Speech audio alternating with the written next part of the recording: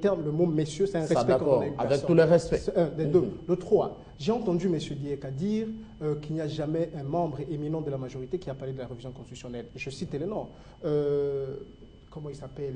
La Constitution est révisable. Vous êtes juriste. Je parle de l'article 220. Ce sont les articles verrouillés qui ne sont pas révisables. Machala, s'il vous plaît. Vous trompez aussi les peuples en l'air. Vous ne dirigez pas le débat, M. Dieka. Je vous fais remarquer. Voilà. M. Machala a parlé, bien évidemment, de l'article 220. Et lui est clair, il a dit que c'est son initiative personnelle. Voilà, mais c'est un membre de la majorité. Parce que lui, il a dit qu'il n'y a personne de la majorité qui a fait une telle déclaration. Je lui donne un exemple frappant et direct pour répondre à ça. Troisièmement, il dit l'Église serait au milieu des villages et on force la main de l'église ou quelques prêtres mauvais. Il doit avoir beaucoup de respect à nos pasteurs. Ce sont des pasteurs. Ils ne sont pas les seuls. Les pasteurs, ils ne sont pas les seuls, mais ce sont des pasteurs. Oui. Ils les ont estimés. Ce sont des gens qui vivent au quotidien avec la population congolaise. Mais ce Dieka, quand il termine l'émission, il est dans sa voiture, il est chez lui, il est dans son bureau climatisé. Mais les pasteurs connaissent chaque jour ce que la population vit. Et ils savent réellement les plus profonds des problèmes qui ont des voitures plus luxueuses que la voiture du président de la République. Monsieur Dieka ne connaît pas ça. Parce qu'il ne sait même pas prendre une maman qui est en train d'accoucher sur la grande avenue. Il passe, mais les pasteurs sont là pour s'occuper de ces gens. Et donc, je les connais très bien. Je connais monsieur Dieka. Donc c'est pour dire, Mathieu, que au-delà du fait que ces gens sont de la société civile et qu'ils ont le droit, ce pays leur appartient au même titre que M. Dieka, que M. Mende et nous également, ils ont le droit d'amener un point de vue qui peut être contredit ou pas, mais on ne peut pas s'acharner contre son pasteur parce qu'il a donné son point de vue sur la gestion de la République. Et l'Église catholique ne s'était pas adressée au gouvernement. Il a demandé à la CENI, d'ailleurs c'est l'intitulé que je vous ai donné, il a demandé à la CENI qu'elle puisse publier un calendrier plutôt global. Voilà. Et si, vu les moyens, par M. Nicolas Bonyama du Parti travailliste, Bonyoma du Parti travailliste, vu les moyens que détenait la CENI, répondez à cette question. Ce calendrier serait concret, réel. Monsieur Kamango, c'est le gouvernement qui est censé donner à la CENI les moyens pour l'organisation des élections. Et je vous dis, le gouvernement en a suffisamment les moyens. Oh, sans chiffres. Donnez quelques chiffres. Écoutez, chaque année, quand on élabore le budget, il y a une rubrique réservée au financement des élections. Chaque année. Est-ce que le gouvernement peut aujourd'hui nous justifier, nous dire où passe cet argent? Chaque année, avant, le gouvernement payait et remboursait la dette. C'était la dette extérieure, c'était 50 000, quelque chose comme ça. Et aujourd'hui, on ne paye pas. 50 millions. 50 millions. D'ailleurs. Aujourd'hui, on ne paye plus. L'argent qu'on était capable de payer la dette devrait aujourd'hui nous aider à organiser les élections. Si le gouvernement dit qu'il n'y a pas de moyens, c'est un calcul politique pour qu'il reste aux affaires. Vous savez pourquoi ils tiennent à ce qu'il n'y ait pas d'élection? En 2011, M. Kabila n'a pas gagné les élections. C'est M. Tshisekedi qui avait gagné. Lui, par la force militaire. Oui, là on revient encore, on revient en arrière. C'est ça la stratégie. Aujourd'hui, c'est ça la stratégie. Aujourd'hui, monsieur Mathieu, aujourd'hui, parce qu'ils ne veulent pas organiser les élections, ils savent. En 2011, ils n'ont jamais gagné, mais ils se sont maintenus aux affaires par la force des armes. Et en 2016, ils seront battus. Ils seront battus. Et pour qu'ils ne soient pas, pour qu'ils ne perdent pas le pouvoir, ils organisent tout pour qu'il n'y ait pas d'élection présidentielle et que M. Kabila reste aux affaires jusqu'à même 2020 ou 2050. Rappelez-vous de l'histoire de Laurent Gbagbo. Est-ce possible ces calculs? Rappelez-vous de l'histoire de Laurent Gbagbo. Monsieur, ici dans ce pays, M. Mobutu en a fait 7 ans. Il a dit, je vais organiser les élections. On attend les élections, on attend les élections. Il a consommé 7 ans sans qu'il y ait élection. Ça, c'est le cas du Congolais. Et c'est ce que vous, opposition, vous dénoncez. Nous évitons qu'on arrive à ce cas-là. Laurent Gbagbo en a fait 5 ans. Est-ce que ce n'est pas un discours que les gens de l'opposition, vous devriez tenir, par exemple en 2015, si Malou Malou ne publiait pas le calendrier définitif? Vaut mieux prévenir que guérir. Vaut mieux prévenir que guérir. Monsieur Kamango, écoutez, Jacques Attali, Monsieur Kamango, Jacques Attali dit il faut toujours faire la politique avec sa tête et non pas avec son cœur. Mais ici, chez nous, c'est le cœur qui domine, ceux qui sont au pouvoir. Et c'est très dangereux. Et pour éviter à ce qu'on arrive dans leur piège, on commence dès maintenant à faire pression. Voilà. Michel Kitoko. En fait, moi, j'ai même l'impression que l'opportunité même de la discussion concernant la question électorale, là, m'intrigue énormément parce qu'il y a beaucoup de priorités ici, dans ces pays auxquels l'opposition et le pouvoir en place pouvaient s'y atteler. Exactement. Voilà pourquoi je dis qu'il y a une diversion. Le fait que l'opposition et le pouvoir se sont mis d'accord à ne pas se mettre d'accord sur un certain nombre de points. Et ma thèse, je persiste et je signe ici sur le plateau de la télévision que ce que je pense est réel et vrai. Pourquoi je dis ça? Au moment où on parle de la question des déplacements des chefs de l'État aux États-Unis, c'est à ce moment que l'opposition choisit pour demander qu'ils soient dans l'isolement. Bien, une très bonne chose d'ailleurs, pour eux, selon la thèse de l'opposition.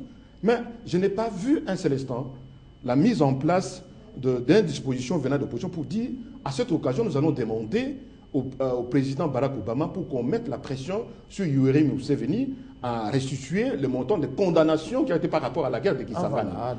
L'Ouganda a été condamné, mais je n'ai pas vu, et le pouvoir et l'opposition se dit, il faut qu'on aille chercher cet argent-là de la condamnation de milliards qu'on a condamné l'Ouganda pour que l'Ouganda puisse restituer. Ce qui serait bénéfique pour la nation congolaise. Je n'ai pas vu qu'après la guerre, nulle part au monde, je ne connais pas une seule guerre au monde qui finit par l'amnistie.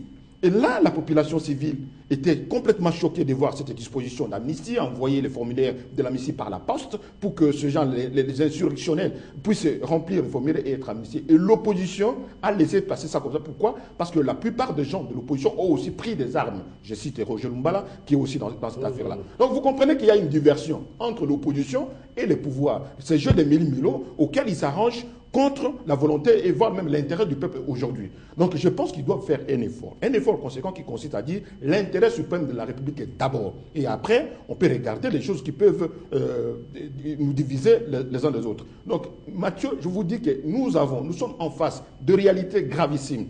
Il n'y a pas une justice pour le moment en ce qui concerne les atrocités que nous avons connues à l'Est.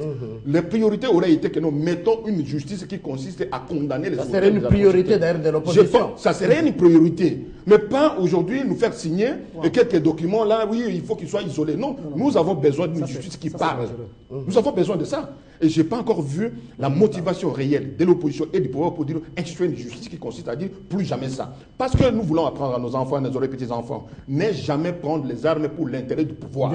Nous ne voulons pas accéder au pouvoir parce qu'après avoir massacré, tué, violé, et on accède au poste de commandement. Nous ne voulons plus ça. Albert Dié, quand vous allez parler tout à l'heure, on commence avec l'UNC. Si je pouvais faire la conclusion du propos de Michel, c'est une opposition distraite.